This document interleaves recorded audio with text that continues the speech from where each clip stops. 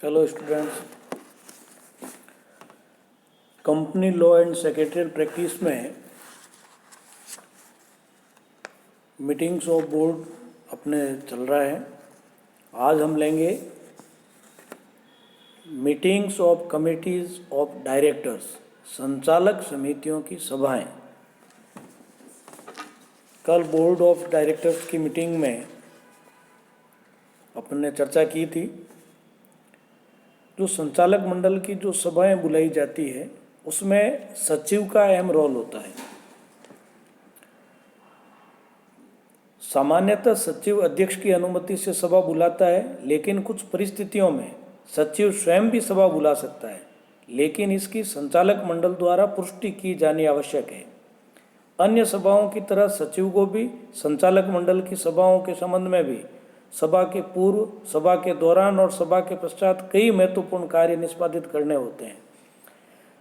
जैसे तो सभा के पूर्व में जैसे सचिव अध्यक्ष के परामर्श से संचालक मंडल की सभा की तिथि का निर्धारण करना, सभा की कार्यवाही तैयार करना, सभा की सूचना भेजना, अधिकारियों को भी सूचना देना, कोई नई सूचना है तो वो एकत्रित करना, प्रपत्र तथा रजिस्टर उनको उपलब्ध कराना, उपस्थिति पंजिका, रहने ठहरने और भोजन की व्यवस्था, सभा स्थल की समुचित व्यवस्था करना, सभा के दौरान भी उपस्थित रजिस्टर में हस्ताक्षर कराना, उन विशेष अभियंतरों के हस्ताक्षर करवाना, सभा की सूचना पढ़कर सुनाना, पिछली संचालक मंडल की सभा के जो सूक्ष्म है उनको पढ़कर सुनाना, अध्यक्ष से सूक्ष्म की पुष्टि करवाना और हित की घोषणा संबंधी सूचना प्रकट करना, सभा की कार्रवाई के संचालन में अध्यक्ष की सहायता करना, सभा की कार्रवाई का विवरण लिखना, फीस व भत्तों आदि के भुगतान की व्यवस्था करना, सभा के बाद जो कार्य सूक्ष्म तैयार करना, जो मिनट्स है वो तैयार करना, क्रियान्वयन से संबंधित उसकी कार्रवाई करना, ये सारी व्यवस्था जो है सचिव करता है और उसका जो बोर्ड की मीटिंग होती है उसमें उसकी भूमिका रहती है। तो आज हम बात करेंगे संचालक समितियों की सभाएं। सामान्यतः संचालक अपने अधिकारों का उपयोग संचालक मंडल की सभा के माध्यम से ही प्रयुक्त करते हैं।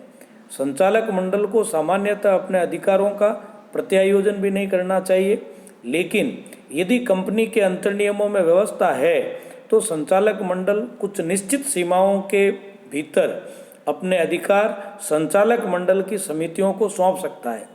कंपनी अधिनियम की धारा 179 में ये कहा गया है कि संचालक मंडल अन्य शक्तियों या अधिकारों के अतिरिक्त कुछ शक्तियाँ और है जो संचालकों की समिति को प्रत्यायोजित कर सकते हैं, जैसे ऋण पत्रों के अतिरिक्त उधार लेना, कंपनी के कोषों का विनियोजन करना और ऋण देना।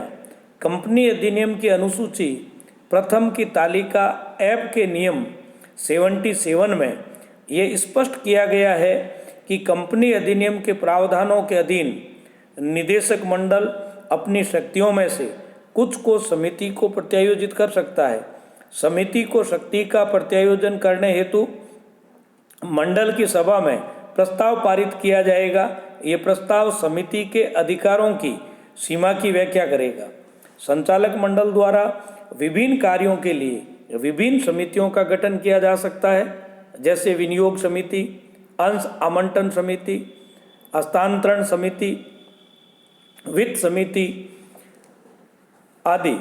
संचालक मंडल की समितियों की सभा से संबंधित कुछ महत्वपूर्ण नियम जो है वो इस प्रकार है। संचालक मंडल द्वारा ही संचालक समितियों का गठन किया जाता है। उन समितियों में संचालक एवं अन्य व्यक्ति भी सदस्य हो सकते हैं। संचालक समितियों में एक या अधिक सदस्य हो सकते हैं।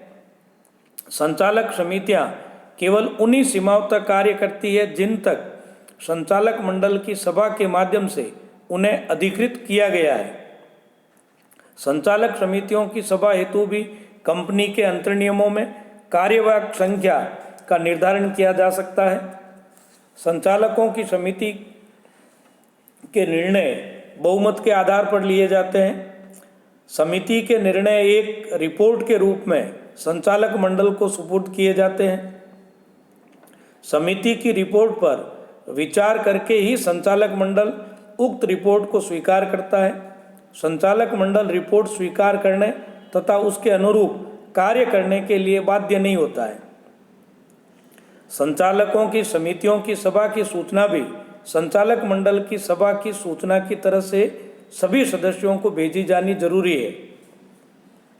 सचिव को संचालकों की समितियों की सभाओं के दौरान भी वे ही कार्य करने होते हैं जो उसे संचालक मंडल की सभा के समय करने होते हैं। अब इसमें कुछ महत्वपूर्ण जो समितियां हैं उनके बारे में चर्चा करेंगे। जैसे ऑडिट कमेटी, अंकेक्षण समिति। कंपनी अधिनियम 2013 के अनुसार प्रत्येक सूचीबद्ध कंपनी और अन्य श्रेणी या श्रेणियों की कंपनियां जो निर्धारित की जाए उन्हें संचालकों की एक अंकेक्षण समिति का गठन करना होगा। इस संबंध में अन्य प्रावधान इस प्रकार है। संचालकों की संख्या, अंकेक्षण समिति में कम से कम 3 संचालक होंगे, उनमें से बहुमत संख्या में स्वतंत्र संचालक होंगे। धारा 177(2). योग्यता, समिति के अध्यक्ष तथा बहुमत संख्या में सदस्य ऐसे होंगे जो वित्तीय विवरणों को पढ़ और समझ सके।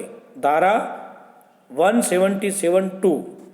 गठन, अंकेक्षण समिति का गठन इस अधिनियम के लागू होने के 1 वर्ष के अंदर विद्यमान समिति के पुनर्गठन द्वारा किया जाना चाहिए। धारा 177(3).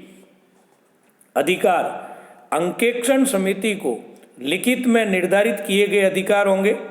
इनमें मुख्यतः कंपनी के अंकेक्षकों की नियुक्ति तथा उनके पारिश्रमिक का निर्धारण, वित्तीय विवरणों का परीक्षण, अंतर कंपनी ऋण तथा विनियोग का अनुमोदन, कंपनी की संपत्तियों का मूल्यांकन, आंतरिक वित्तीय नियंत्रण, कोषों का उपयोग आदि से जुड़े अधिकार सम्मिलित है।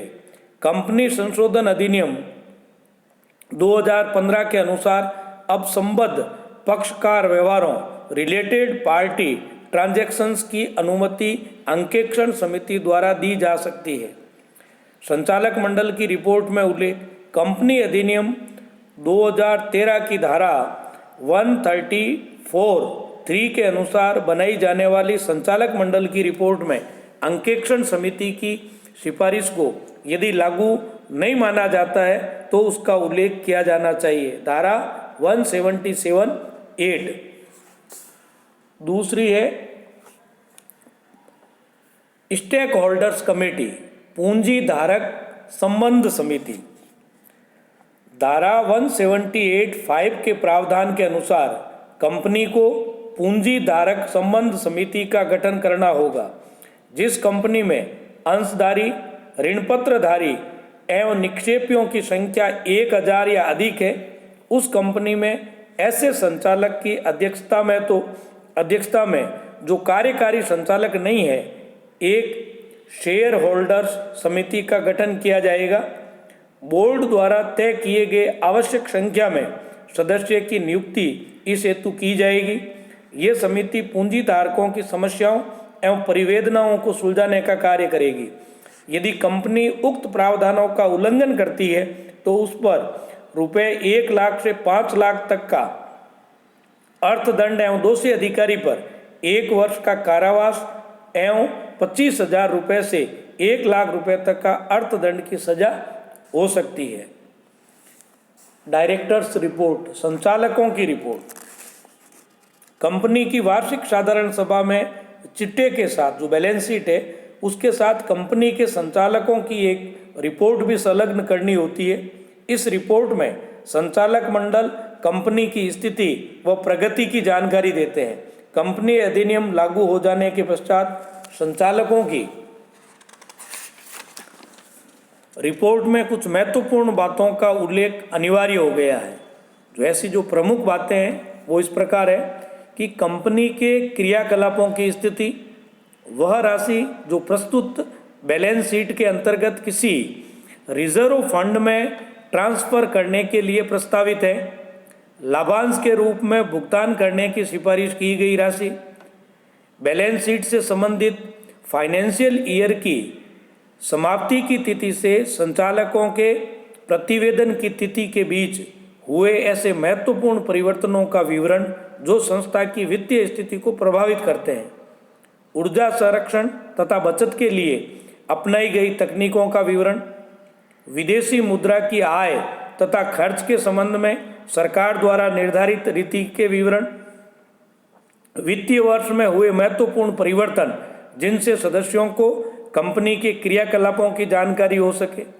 यदि संचालक मंडल की राय में कंपनी तथा उसकी सहायक कंपनियों के व्यवसाय पर विपरीत प्रभाव नहीं पड़ता हो तो कुछ विवरण जो है वो इस प्रकार है, जैसे कंपनी के व्यवसाय की प्रकृति में हुए परिवर्तन, कंपनी की सहायक कंपनियों के व्यवसाय में हुए परिवर्तनों का विवरण, व्यवसाय की श्रेणियों में हुए परिवर्तन जिनमें कंपनी का हित हो, कंपनी के कर्मचारियों के नाम सहित कुछ जानकारी देना, जैसे यदि कर्मचारी को पूरे वित्तीय वर्ष के लिए नियुक्त किया गया है तो उसका उस वर्ष का वेतन निर्धारित राशि से कम नहीं होगा। यदि उसे उस वित्तीय वर्ष के लिए किसी एक भाग में ही नियुक्त किया जाता है तो उसे उस वर्ष की किसी भी भाग में एक निर्धारित राशि से कम पारिश्रमिक नहीं मिलता। केंद्रीय सरकार ने अप्रैल 2002 में एक आदेश जारी करके घोषणा की है कि संचालकों की रिपोर्ट में उन कर्मचारियों के नामों का उल्लेख अवश्य ही होगा जिन्हें 2 लाख रुपए या अधिक मासिक पारिश्रमिक प्राप्त होता है। तो ये संचालक मंडल की जो समितियां हैं या जो संचालक समितियों की जो सभाएं हैं उसमें ये जो महत्वपूर्ण थी अंकेक्षण समिति यानी audit committee, stakeholders committee और डायरेक्टर्स रिपोर्ट। आज के लिए इतना ही, धन्यवाद।